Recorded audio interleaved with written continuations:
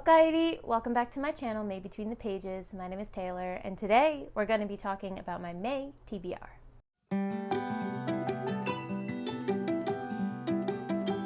Starting in May, I added a new section to the beginning of these TBR videos where I talk about the page-2ing guests that we have for that month. So let's get started with that. The first guest we're going to have is Adrian Gibson. So if you're anywhere around the same booktube, book Twitter sphere that I am, you've definitely seen Adrian around on the SFF Addicts podcast as the host of TBR Con and a bunch of other amazing author interviews and panels that he's hosted. He's also a contributor to Fanfi Addict, which is very like a blog, very much like Before We Go blog. So he contributes reviews over there as well. It'll be fun to kind of interview another interviewer on page-2ing. So his episode will be on May 7th, Sunday. Again, look for all of the details on Twitter and other platforms that Steve PL and I are on. We will release all of those, so look out for that. But that one will be hosted on my channel. Our second guest is going to be Tessa Gratton, who is a New York Times bestselling author for YA, both YA and adult SFF. One of her most talked about books that I've seen in the booktube space is The Queens of Ennis Lear. She's also very well known for her YA works such as Strange Grace and for contributing to the Star Wars universe as well. Her episode will be on May 11th and will be hosted on Steve's channel.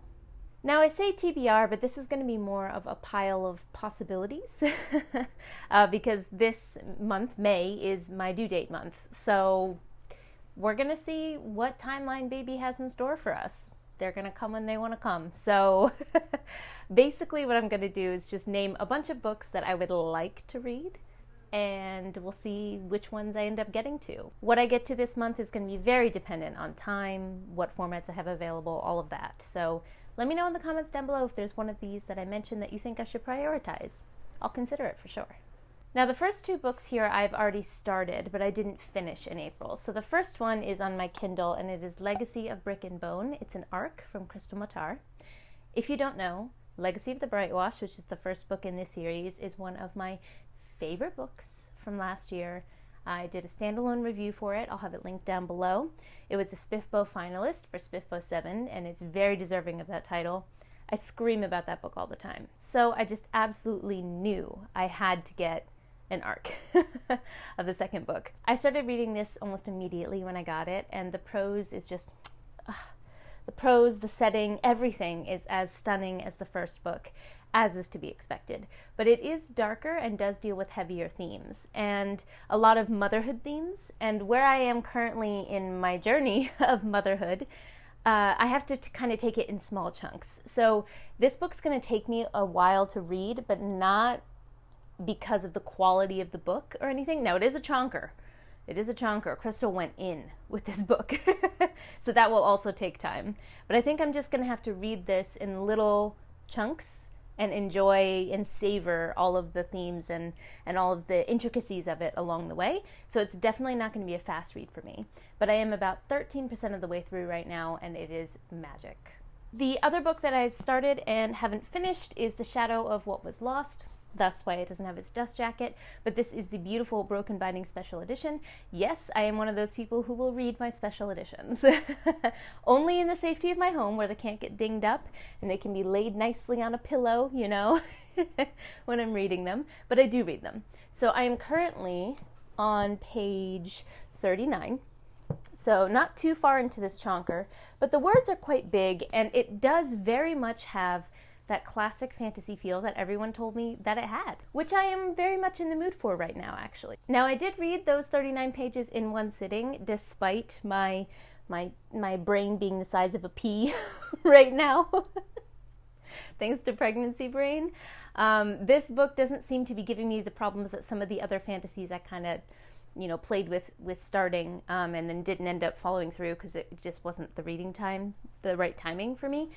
This book doesn't seem to be giving me those problems. So I definitely plan to sit down and read more of this actually tonight.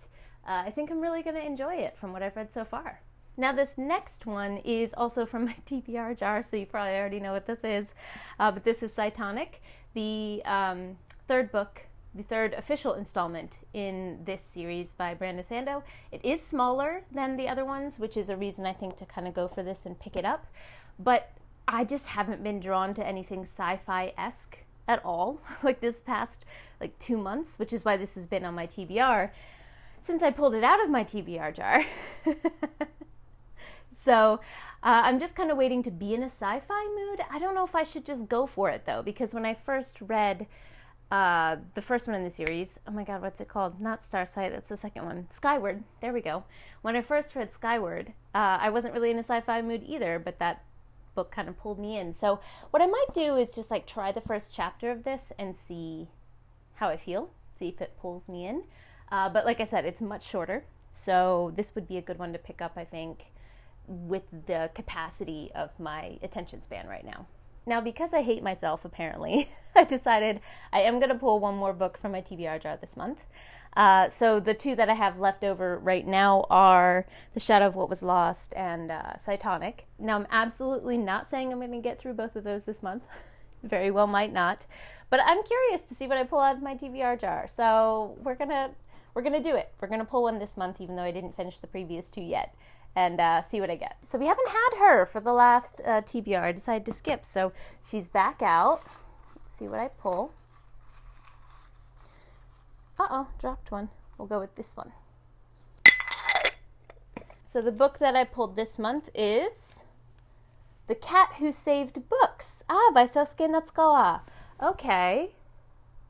This is one that was actually a very random choice. I was just shopping in my bookstore, my local Japanese bookstore, and I saw this on the shelf. And, it's shiny, it's gold, it's going to catch my attention.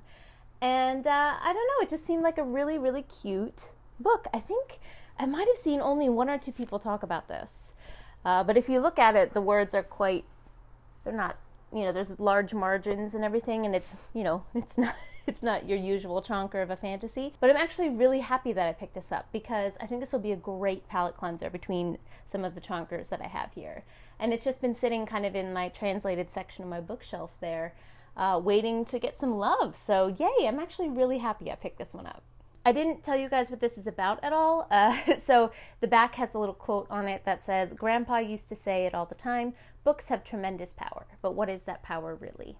And I believe we follow a boy who runs a bookshop with his grandfather, I think. And after the death of his grandfather, he's going to have to close the shop. And just continuing on with this blurb real quick here, it says, "Then a talking tabby cat called Tiger appears and asks Rintaro for help. The cat needs a book lover to join him on a mission. This odd couple will go on 3 magical adventures to save books from people who have imprisoned, mistreated, and betrayed them." And that just sounds so cute and whimsical. I'm so happy I picked this one up. The next book on my TBR is for the Only Good Book Club. This month we actually picked our book before I filmed, which is rare. So we will be reading Lud in the Mist, which I actually found out about from Jimmy over on the Fantasy Network, because he was talking about how this book was pre-Tolkien fantasy, like a fairy tale. The way that Jimmy was talking about it intrigued me, but also just the idea of pre-Tolkien fantasy really got my attention, because, he's became a juggernaut in the genre that has had ripples, effects to this day, and the way that people set up worlds and people, like the character archetypes that he kind of set in stone. So I'm really, really curious to read this book. Not everyone in the group is a fantasy reader, so this is going to be really interesting to see what everyone thinks of this one. But it's not too long, and I'm excited to get to it. Now, the next one on here I do plan to read via audiobook, even though I do have the physical one here, and that is Assassin's Quest. So I had this on my TBR for last month as an audiobook, and this as well as Before They Are Hanged, and they're both quite long audiobooks. I did finish Before They Are Hanged, so you'll hear about that in my wrap-up, but I did not get to switch over to this because there was another audiobook I wanted to finish first, and I really struggled with that one. I think I'm actually going to DNF it. I did decide to DNF it, actually, but that means that I'm now going to try to switch to this one. I will have to extend my loan, so we'll see if the library will let me. If not, I highly doubt I'm going to finish this audiobook in like the 3 days I have left. on my loan, so I'll have to like reset that. But if it comes back in, or I can extend my loan, this will be like my main audiobook, I think, for May. Another set of books that was on my TBR for last month that I didn't get to were the 3 books that I have left to read for SPFBO8. Now, SPFBO8 has been completed. The winner was Small Miracles, which, yay! You can check out, I think it was last month's wrap-up. Yes, I think it was last month's. Yes, April. March wrap-up. There we go. My March wrap-up, but my most recent one on my channel right now. You can go check that out if you want to see my thoughts for Small Miracles. I love that book. So congrats to Olivia Atwater for being the winner for SPFBO8.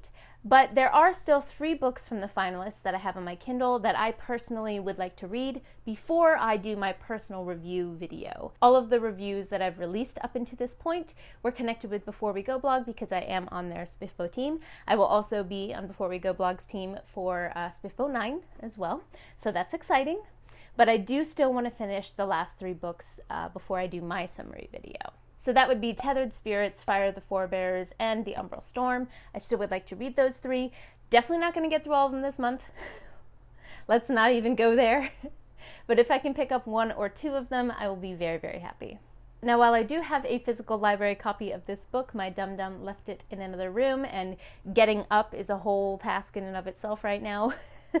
So I'm not going to be getting up, but I was super excited to find that my Japanese library actually had a copy of a memory called Empire, which is a book that I've wanted to get to for a really long time.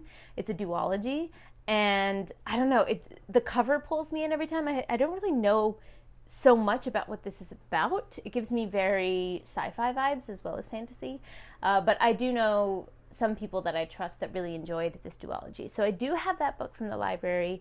We'll see if I get to it though. Now this next one I really do think I'm going to get to, and that's because it matches my reading mood right now. And that is the 4th book in, that's upside down, the 4th book in the Vampire Academy series. I think it's called Blood Promise. Listen. When I was reading Brick and Bone, and I was like, all right, I need a little bit of a break from this at the moment. I was like, I need something light and basically just book candy to pick up in between. And then I remembered how much I loved the first 2 Vampire Academy books. And when I checked on my library on Libby, they had the 3rd book available right then and there. And I was like, consider it done. So I borrowed it and I read it in like 2 sittings. I read it in almost just one day. Not quite one day, 2 days maybe. And I adored every second of it. That's kind of a spoiler for my wrap-up, but I mean, y'all know I love my big, heavy, dense adult fantasy, but sometimes you just need some book candy. And I think Vampire Academy takes a lot of those YA tropes and handles them so maturely, so wonderfully, that I thoroughly enjoy my time in this world. So, not to get into wrap-up territory, but that means that I'm gonna probably continue with the series this month.